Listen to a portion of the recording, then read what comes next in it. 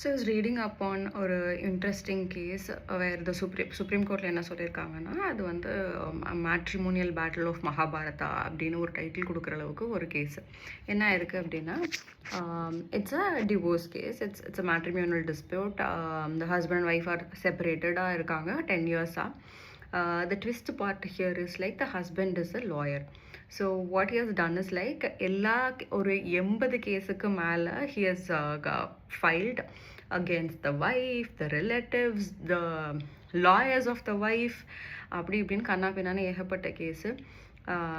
Wife வந்து படிச்சிருக்காங்க, அதனால் வந்து அவங்களே பார்த்துப்பாங்க, அவங்க தான் சம்பாதிக்கிறாங்க, she is educated and she is having an income, so he can choose out of இட்ன்ற மாதிரி. ஸோ த கோர்ட்டை சரி இல்லைல்லப்பா, இந்த காலத்தில் வந்து எக்ஸ்பென்சஸ்லாம் இவ்வளோ ஆகுது, அதனால் you cannot just escape out of your legal and moral applications அப்படின்னு சொல்லிட்டு 5 crore அலிமோனி போட்டு அந்த 80+ கேசஸை வந்து டிஸ்மிஸ் பண்ணியிருக்காங்க.